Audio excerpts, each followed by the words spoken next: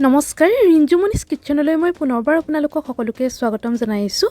আজি মই আপোনালোকৰ কাৰণে একেবাৰে সহজকৈ বনাব পৰা কেকৰ ৰেচিপি এটা লৈ আহিছোঁ। এই ধৰণে কেকটো বনালে কেকটো বহুত কোমল হয়, লগতে খাবলৈও ভাল হয়।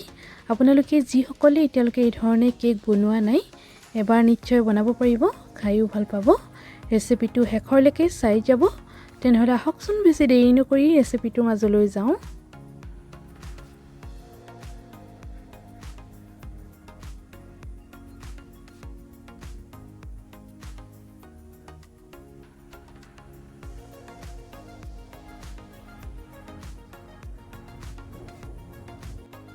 কেকটো বনাবৰ কাৰণে প্ৰথমতে মই কেক টিনটো লৈ লৈছোঁ। কেক টিনটোতে মই ৰিফাইন তেল অকণমান এইদৰে ব্ৰাছ এডালেৰে সানি লৈছোঁ। এইদৰে চাৰিওফালে তেল অকণমান সানি ল'ব, তেতিয়াহে কেকটো ভালকৈ ওলাই আহিব, লাগি নধৰে। কেকৰ টিনটোৰ চাইজতে মই বগা কাগজ এখন কাটি লৈছিলোঁ, ইয়াতে দি লৈছোঁ। তাৰ ওপৰতো তেল দি লৈছোঁ। আপোনালোকে ইচ্ছা কৰিলে বাটাৰ পেপাৰো ইয়াতে দিব পাৰে। মই কেক টিনটোৰ তেল সানি ল'লোঁ। মিক্সাৰ জাৰ এটা লৈ লৈছোঁ। 4টা কণী লৈছোঁ। কণীকেইটা নৰ্মেল টেম্পাৰেচাৰতে আছে। আপোনালোকে যদি ফ্ৰিজত ৰাখে 1 ঘণ্টামানৰ আগতে উলিয়াই ৰাখিব। এই কেকটো মই 4টা কণী দি বনাম। এই ধৰণে যদি কেকটো মিক্সাৰ জাৰতে দি বনায় তেতিয়া খুব কম সময় লাগে, একেবাৰে সহজেই বনাব পাৰি কেকটো। মেজাৰিং কাপৰ একাপ এটাই গুড়ি চেনি ইয়াতে দি লৈছোঁ। চেনিখিনি মই মিক্সাৰ জাৰতে দি গুড়ি কৰি লৈছোঁ। আপোনালোকে চেনিটো নিজৰ হিচাপত কম বেছি কৰি দিব পাৰে। যদি বেছিকৈ মিঠা খায় তেতিয়া আৰু অকণমান চেনি ইয়াতে দি দিব। ইয়াতে আধা কাপ এটা ৰিফাইন অইল দি ল'লোঁ আৰু সকলোখিনি মই ভালকৈ মিক্স কৰি ল'ম।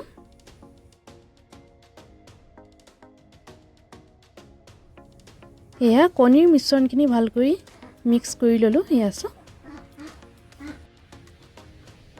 এটা বাতি লৈছোঁ, তাতে কণীৰ মিশ্ৰণখিনি ঢালি দিছোঁ।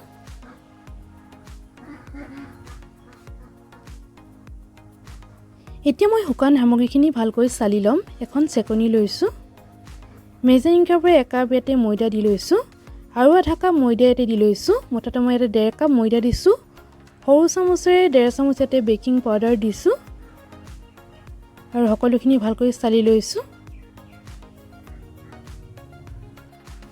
হেতা এখন লৈ লৈছোঁ। সকলোখিনি লাহেকৈ মিক্স কৰি লৈছোঁ। এইদৰে ভালকৈ মিক্স কৰি ল'ব যাতে সকলোখিনি ভালকৈ মিক্স হৈ যায়।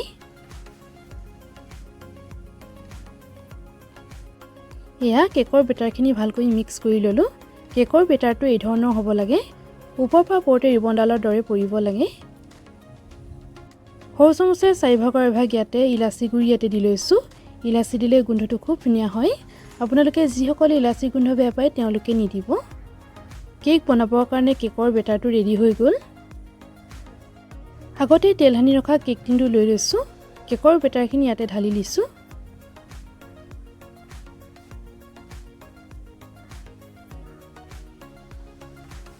আপোনালোকে ইচ্ছা কৰিলে কেকটোৰ ওপৰতে টুটি ফুটি বা কাজু বাদাম, কিচমিচ সকলোখিনি ইয়াতে দিব পাৰে। মই কিন্তু আজি একো নিদিয়াকৈ বনাইছোঁ। কেক টিনটো এইদৰে টেপটেপাই দিছোঁ যাতে এয়াৰ বাবলছবোৰ ওলাই যায়। এইদৰে টেপটেপাই দিব।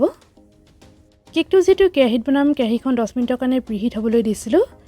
কেৰাহীটোতে ষ্টেণ্ড এডাল দি লৈছোঁ আৰু কেক টিনটো ইয়াতে বহাই দিছোঁ। কেকটো 45-50 মিনিটৰ কাৰণে বেক হ'বলৈ দিম। গেছৰ ফ্লেমটো ল'ত ৰাখিছোঁ।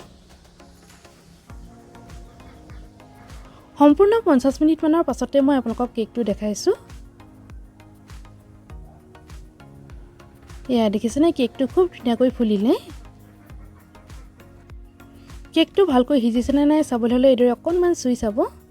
যদি কোমল যেন দেখে তেতিয়া আৰু অকণমান সময় বেক কৰিব। এইদৰে চুৰি এখন সোমাই দিছোঁ। কেঁচা বেটাৰ লাগি অহা নাই, ভালকৈ সিজিলে কেকটো। এতিয়া গেছৰ ফ্লেমটো অফ কৰি দিলোঁ আৰু কেকটো নমাই লৈছোঁ। কেকটো ঠাণ্ডা হ'বলৈ দিম। কেকটো যেতিয়া অলপ ঠাণ্ডা হ'ব মই কেকটো উলিয়াই দেখাইছোঁ। চুৰি এখন লৈ লৈছোঁ, কিনাৰ চাইডটো কাটি লৈছোঁ যাতে কেকটো খুব ধুনীয়াকৈ ওলাই আহে।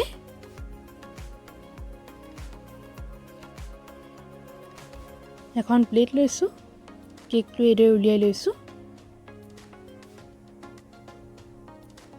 দেখিছেনে কেকটো খুব ধুনীয়াকৈ ওলাই আহিছে, অকণমানো লাগি ধৰা নাই।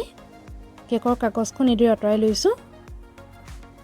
এয়া কেকটো খুব ধুনীয়াকৈ ফুলিলে, লগতে বহুত কোমল হৈছিল কেকটো।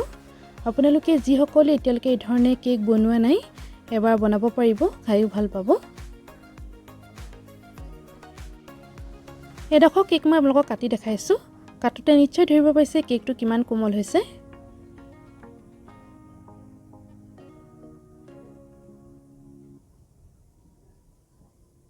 এয়া চাওক, কেকটো বহুত কোমল হৈছে। আজিৰ ৰেচিপিটো চাই যদি ভাল পালে লাইক কৰিব, কমেণ্ট কৰিব, শ্বেয়াৰ কৰিব। লগতে যিসকলে মোৰ চেনেলটো নতুনকৈ চাইছে প্লিজ মোক ছাবস্ক্ৰাইব কৰি দিব আৰু কাষতে থকা বেল আইকনটো টিপি অল কৰি দিব। তেতিয়াহে মই আহিবলগীয়া সকলোবোৰ ভিডিঅ' ন'টিফিকেশ্যন পাই থাকিব। ৰেচিপিটো শেষৰলৈকে চোৱাৰ বাবে বহুত বহুত ধন্যবাদ। তেনেহ'লে আজিলৈ আহিছোঁ, ধন্যবাদ।